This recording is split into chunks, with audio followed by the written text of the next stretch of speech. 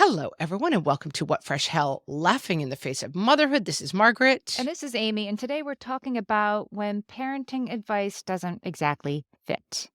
Yeah, Yeah. I have been thinking about this. We were talking on a recent episode about my experience babysitting kids and sort of saying, like, oh, those are the hard years and it gets easier. And it brought to mind for me that sometimes I would say often we speak to kind of the fat part of the bell curve. We sometimes say that it does get easier for most kids, Mhm. let's say after the age of 5.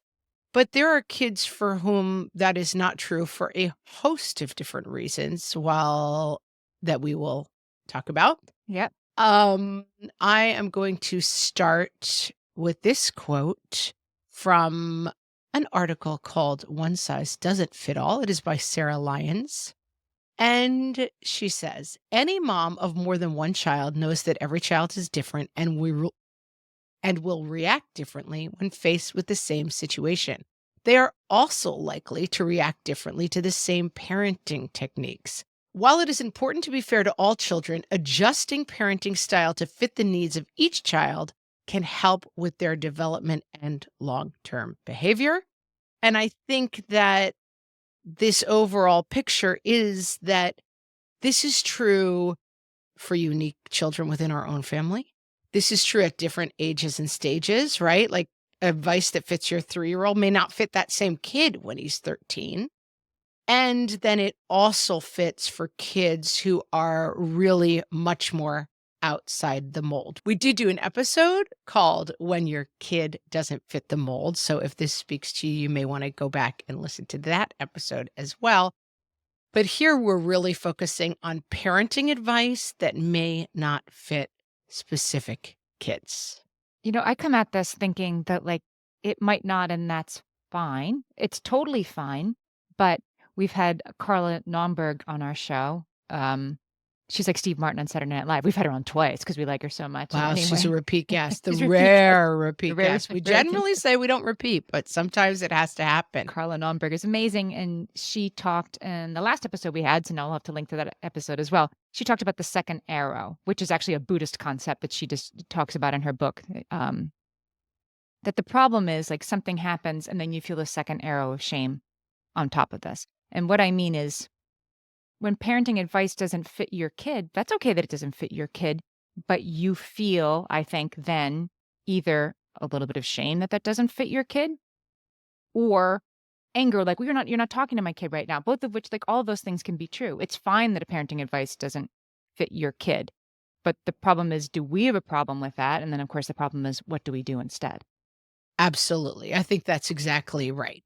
And and that you just sort of feel like there is a default world in the same way that when the peach crayon is labeled flesh colored, Mm. that is not everyone's flesh color.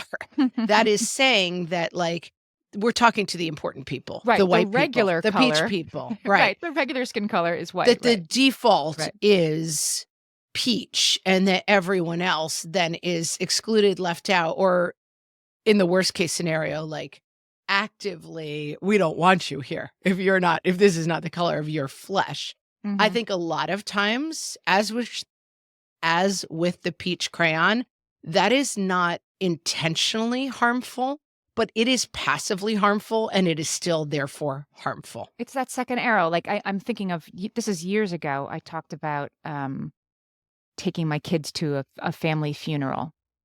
A funeral, it was my brother-in-law's father, so it was not somebody that my kids knew really at all. And they were pretty little, and I took them to this long funeral mass, and I just explained to them ahead of time that their uncle was going to be very sad, and what they needed to do is they needed to sit there, and I'm like, "I think sometimes we can get good behavior from kids." People seemed very surprised that they were able to sit for an hour. I'm like, "Well, I just talked to them right before we went in, like, this is so important to your uncle, so you're really gonna do this." And I was proud of them, but I felt like it was possible because I don't play that card often. And I Right. remember somebody writing in and being like, "Well, my kid's not neurotypical, and my kid never be able to do that." Like, easy for you to say. It is easy for me to say. Like, you're Yeah. totally right. That's easy for me to say. But what I was certainly not intending to do is say to this woman, I'm judging you, person who wouldn't bring her kid to a funeral because her kid wouldn't be able to handle that. You're right. Yes. My kids were in the fat part of the bell curve on that, and it was hurtful to somebody who perceived my thinking her kid outside of that wouldn't be. I wasn't even thinking about her kid. Of course she was, and there's the pain is in the gap. Yeah, and we do say often on the podcast that we are trying to call experts and information, but fundamentally, we are speaking from our own experience. So that to say, here's a tip. If you only pull this card every once in a while, and you really right before you go in say you've got 1 hour and you promise something good on the other side, like that will help kids sit still. You're not every time defaulting to this only works for neurotypical kids, right? I have 3 kids, 2 could do it and 1 would struggle with it. Mhm. We've talked a lot about kids who are, well, put these kind of scaffoldings in place. We know for our kids those wouldn't work. We've Mhm. talked about people who say they'll eat when they're hungry. Right. We've both had kids who will not eat when they're Right. hungry, and I know kids who are food restricted to the point where they only eat 3 different foods, and that's peanut butter only if it's the right consistency Right. and brand. Right. That's Right. not Jiffy peanut butter. That's only Skippy non-crunchy, right? And so, sometimes this advice, I think that it is difficult to speak to everyone's experience. Roxane Gay says this all the time. You may not hear your experience reflected in what I am saying, but that doesn't mean I'm invalidating your experience. But it can Mhm. be really difficult. It can be S- so you receive this as invalidating your experience, right? So that's why this is hard. So let's talk about a little bit what kinds of kids we might be talking about. Okay. Kids who have developmental delays, kids who have intellectual or physical differences or disabilities, kids who have particularly unique temperaments, kids who speak English as a second language, kids who have food allergies, kids who are highly sensitive, whether that means sensitive to light or emotionally sensitive, kids who have mental health diagnoses. This list could go on for months, but Mhm. there are lots of reasons where typical parenting advice may not work for your kid. A kid who has a mental health diagnosis, who you say, like, always remain consistent in your rules. The rules actually might have to change depending on where that kid is day to day or overall in their journey. And so there's lots of examples of this. I wanted to also talk about some manifestations, some of which we are familiar with and some of which we are less familiar with in terms of behavior. Kids who operate at extremes, so very needy, very withdrawn, very loud, very quiet. So Mm. these are kids for many different reasons who function at extremes. Kids who struggle with communication. So could be a speech delay, could be rambling or interrupting in conversation, difficulty understanding nonverbal cues like facial expressions. Selective mutism, a kid who really can't wish Uncle Joe a Merry Christmas because Can't she wish Uncle can't. Joe a Merry Christmas, or can't wish Uncle Joe a Merry Christmas without also doing 35 minutes on the Marvel canon, Yeah, and yeah, how each category fits into it. Lots of versions of this.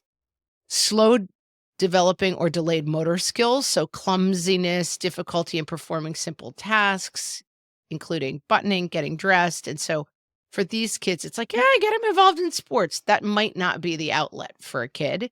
Sensitivity to loud noises, irritated by touch and smell, bothered by wind, brightness of the sun, beach sand. We had somebody in the family with a bad reaction to beach sand.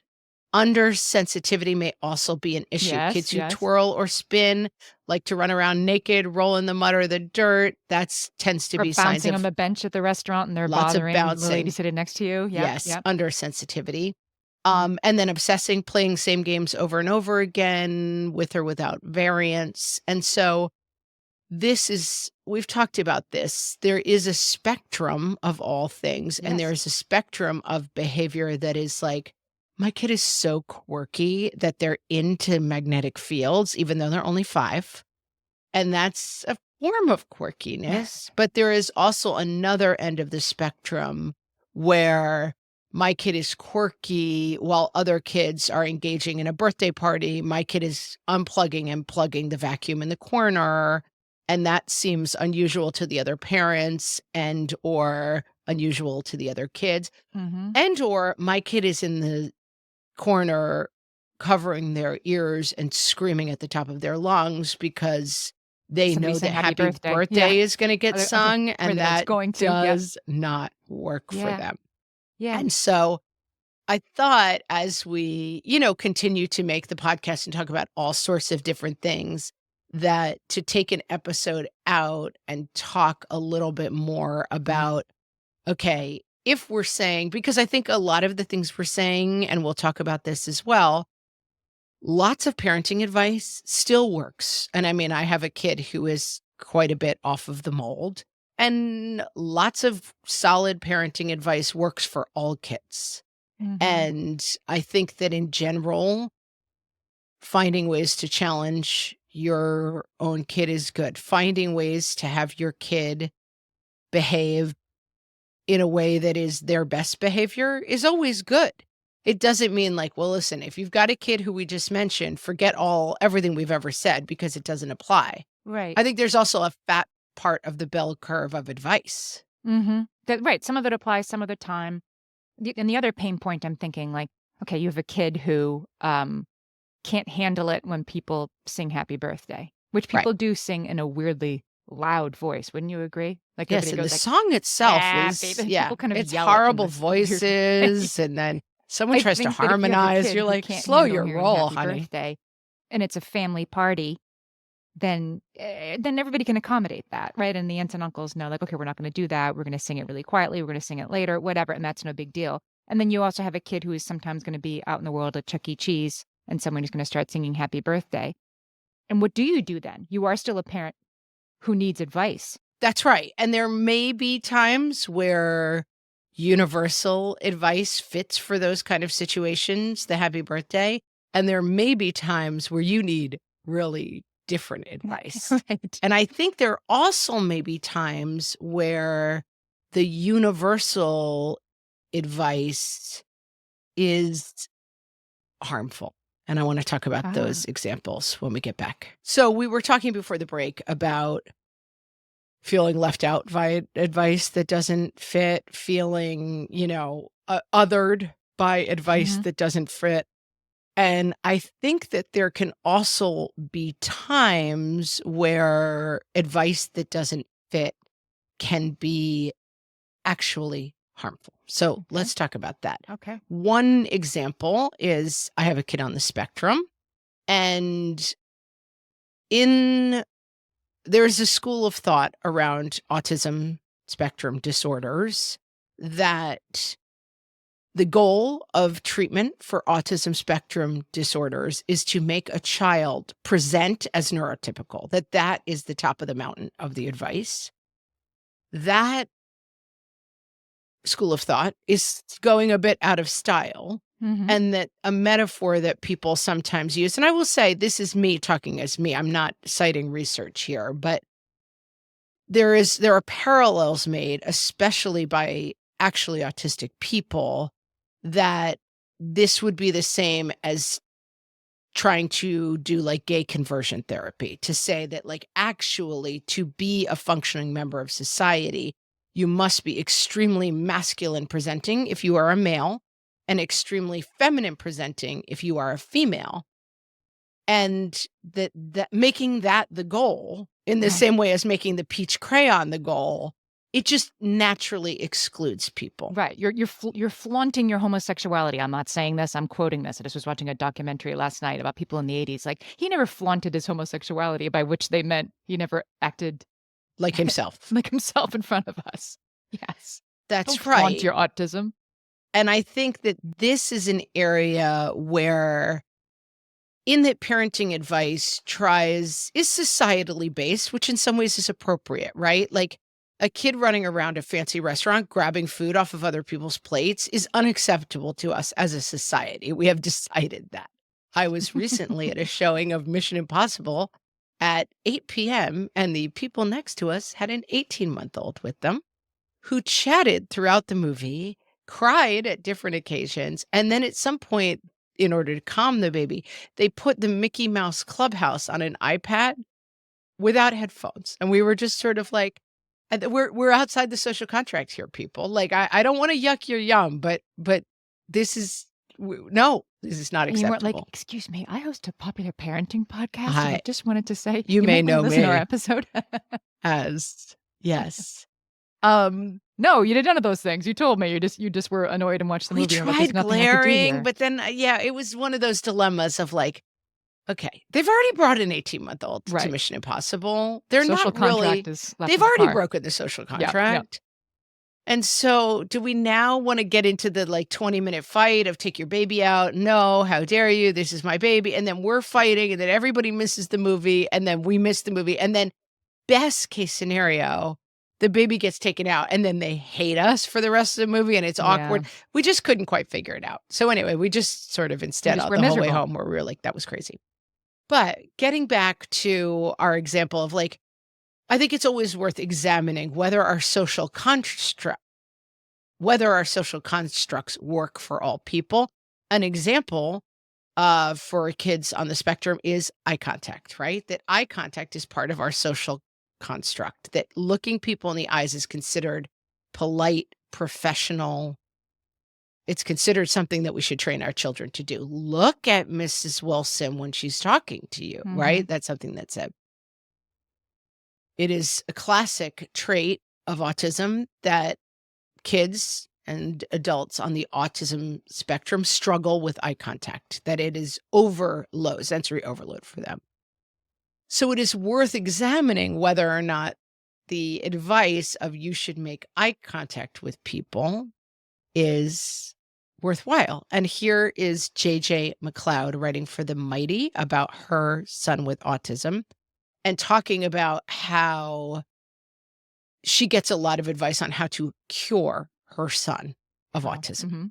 So much advice comes from so much advice comes from the pervasive idea that autism needs to be cured. I don't want to medicate my son or make strict diet changes to make him easier to manage. I don't want him to sleepwalk through life because meltdowns are embarrassing and frustrating.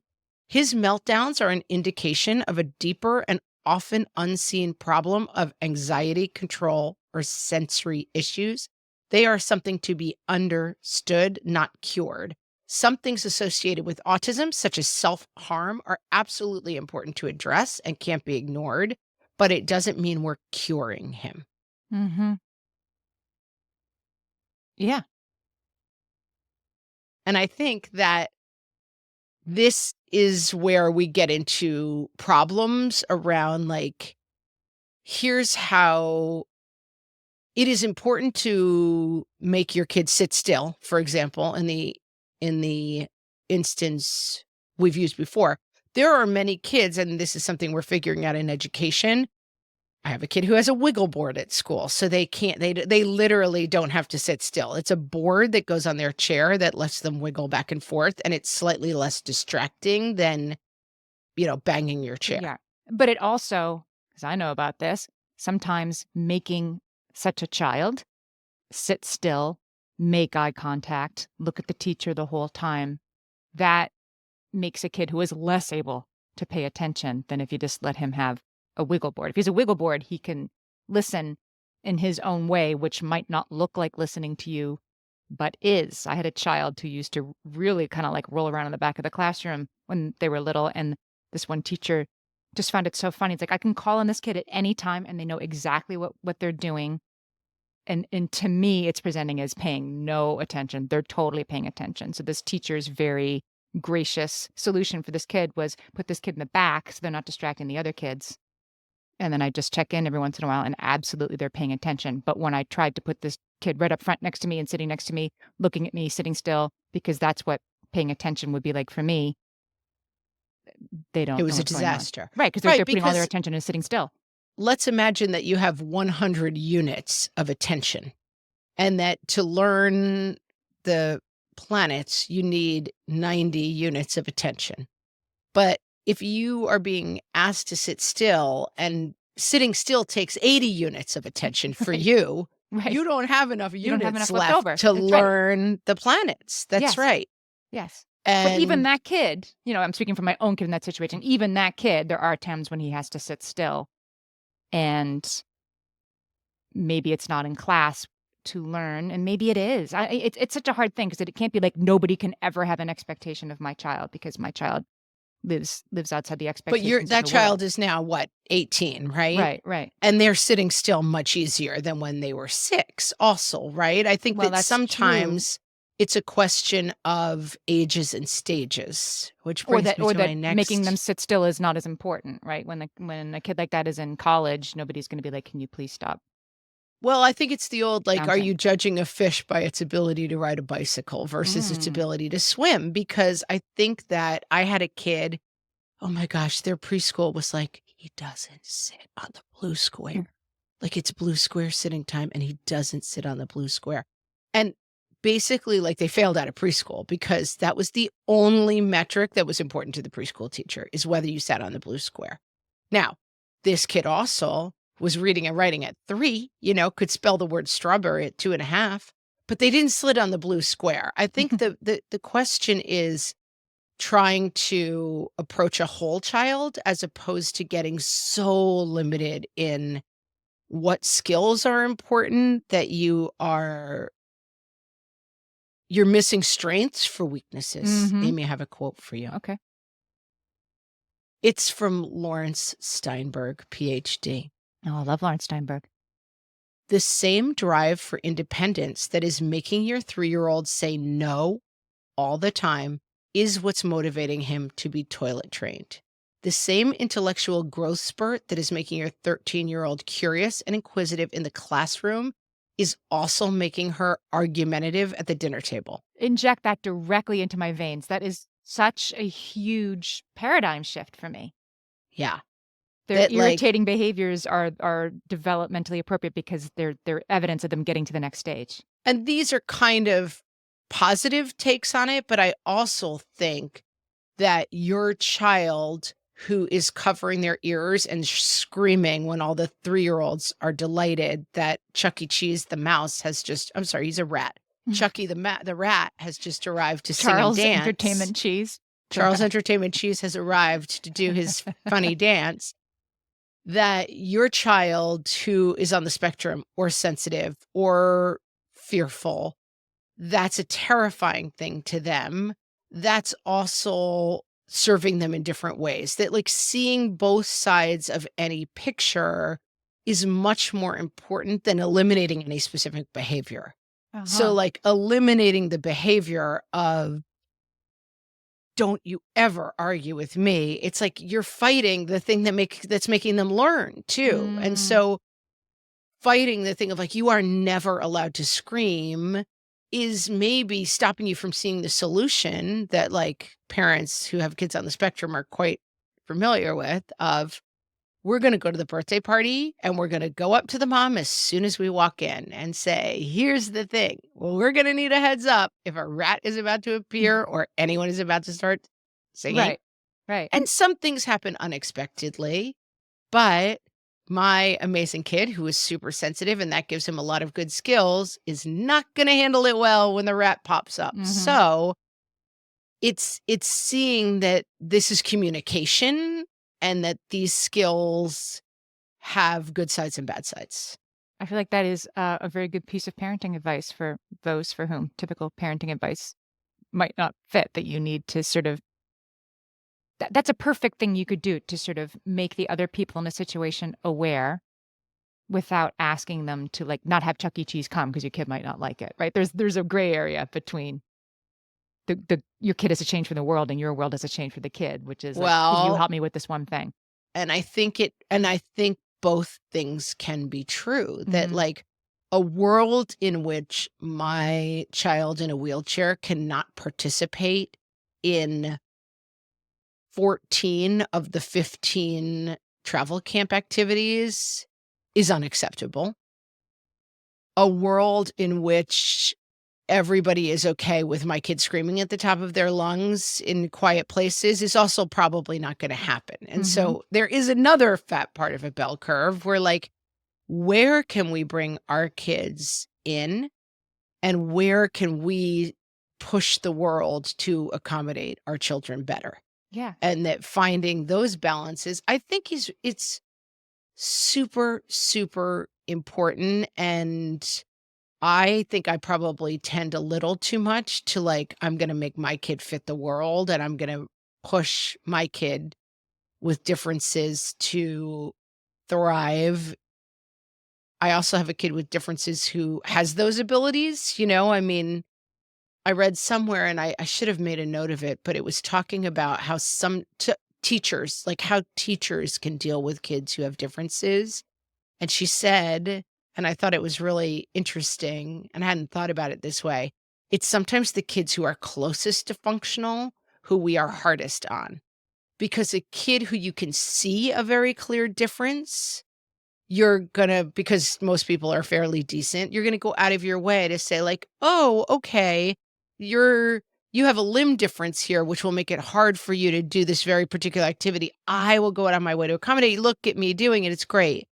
Whereas a kid who has like an attention difference that's a harder thing to lock into, you're gonna have a harder time constantly being accepting of a difference that is a little subtler, Mhm. Yeah. which is hard. I have a thought about that. Let's take a break. I have a response that might help. So Beth Leipold was on the show a couple months ago. She is Beth Ann Coop on Instagram, and she has a children's book called The ABCs of Inclusion. And what I loved about that book is that it showed differences. Every kid in the book had a difference. Mhm. Some were visible and some were invisible.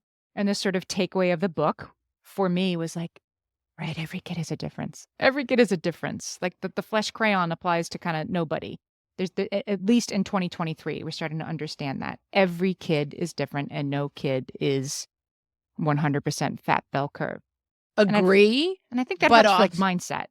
I think it does. I also think there's a slight pushback in I think of, Virginia Soul Smith.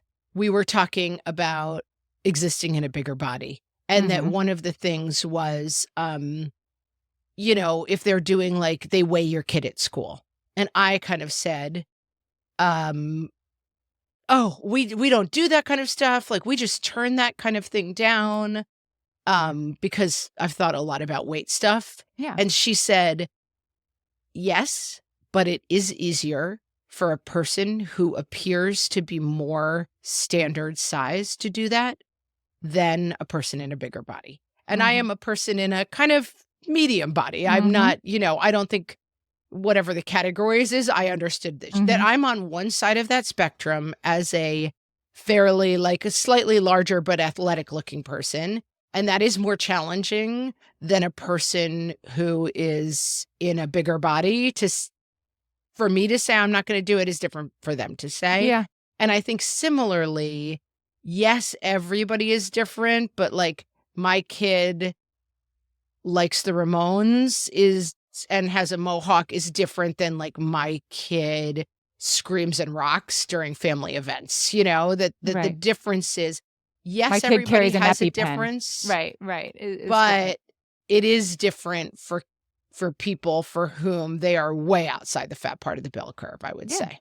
Right, and that's what we're talking about, like, where do you find advice, and how do you sort of set aside the "they're not talking about my kid," I guess? Here They're is often some not. advice from Sarah Lyons, who we were talking about earlier, from One Size Doesn't Fit All, her article. First thing, and I think this is the key, and we've all done this. Do your research, figure out your child's temperament, and find advice that fits your child. I pulled a couple of examples of books that we've talked about that, and a lot of these people have been guests on our podcast. Hopefully, if they haven't been, we will get them on. The number one book that I think about for this topic is Far From the Tree, the Andrew Solomon book that we've talked about a lot.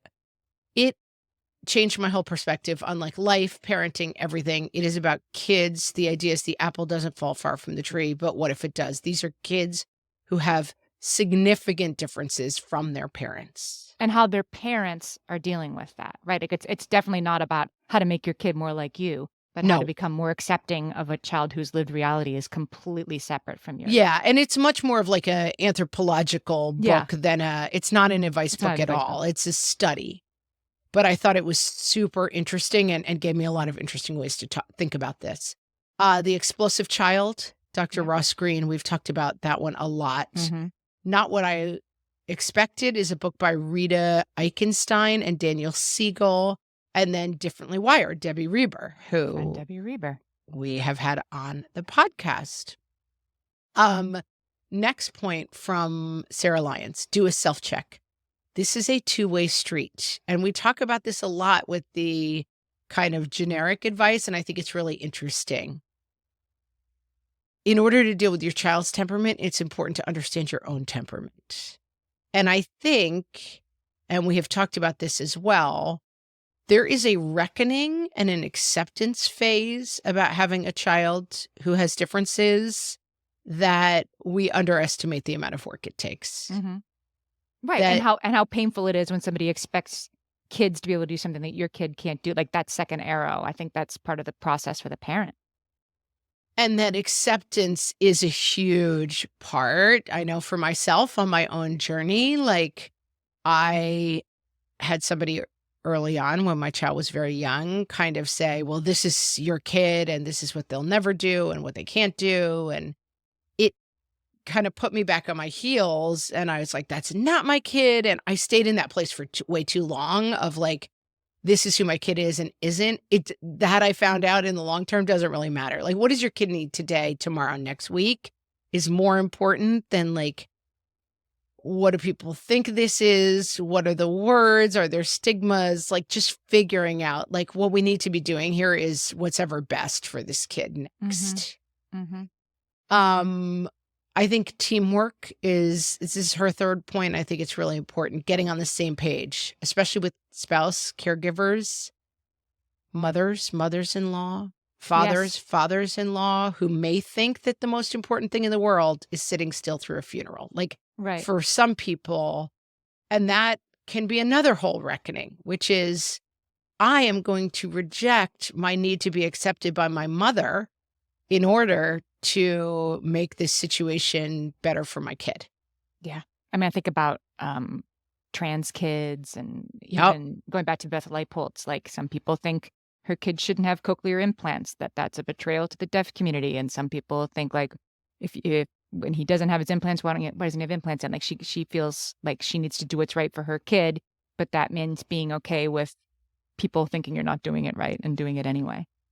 Sure. And I definitely think as you leave the fat part of the bell curve, you get more into opinions and advice about how it should be done. I think that that's right. That like the more you, because the communities are maybe smaller, more vocal, lots of opinions, right? That like if you have a limb difference, like wearing a prosthetic is great or terrible. And Mhm. and many different Depending on who people you are ask, right. weighing in. And so and sometimes you're trying to find community and then you get into that community and the opinions are very strong and um right, there's lots of people who say lots of things and seeking out. I think this self-check part is so crucial. Here's another set of advice from Dana Bosu, who we've quoted for sure Okay. before on the podcast. Try to pinpoint what makes your child different, which can be different than a diagnosis, right? Mm. So, like, there's an old expression if you've met one kid with autism, you've met one kid with autism. So, pinpointing, like, okay, my child has an autism diagnosis, but what's the problems that we're seeing? Is that a problem with independence? Some kids Mhm. with autism, extremely independent, some kids, not so much. Is it a problem with aggression? Some kids with autism, aggression, some none, right? Some kids with mental health diagnoses, aggressive, some none. Do they struggle with peers? Like, try to really dial in on what is going on with your kid, not what is going on with kids with autism. I'm making quotey Yeah, yeah. fingers. And I think when you're just saying this kid has problems with aggression, problems with independence, like again, also like whose problem is it? Is it the Great point. problem your kid is having or the problems other people are having with your kid? I remember talking to someone when my kiddo was first diagnosed, and they said that to me. If it's not a problem until it's a problem for you and your family. And I thought, that's good advice. Like, it's a problem.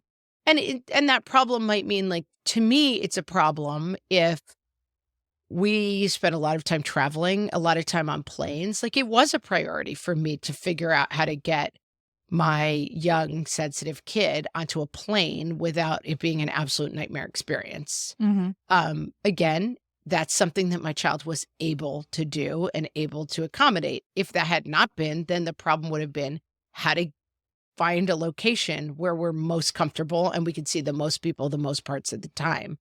Um, Defining the problem is really important in order to define the solution. Mhm. Find a community. This is great. It's actually easier nowadays, I think. Way Like, easier. I there's think a book so. for you. There's a community for you. You may find a community that this is the exact definition of yourkid.com, and you may find that those are not your people. Like, find the community that works for you. Yeah. Trust yourself. My kid needs to be independent may not be good advice for a kid that wanders off, right? I had one of my kids was a runner. I knew every gated playground. So people may say, like, it's really important for a 6-year-old to be able to find their way home from the park. That's not good advice for a kid who does not know to stay out of the street. Like, you can't, don't try to make your kid fit advice that doesn't fit them. That's right. And that's right. And that's the part of the work that's just for you. Like, just say, okay, that's not for me. That's not meant for Gonna my kid. leave that I'm advice gonna behind. spend zero time feeling bad about that or mad that that person who's never met my kid is ruining my day by saying a kid should be allowed to walk home by themselves. Right. And if you have a family member who thinks the most important thing a kid could ever do is walk up to people and greet them with a handshake and eye contact, you may have to say, that's not our kid. This is how my kid greets people, and it's not that way. And then the final piece of advice that I push back on a little bit is advocate for your family. I think that's right. Anybody with an IEP for their kid knows it involves a lot of advocacy, and you have to fight for the right services for your kid. You have to fight for the right for your trans kid to be included. Whatever the fight is, you're in it by the virtue of having that kid.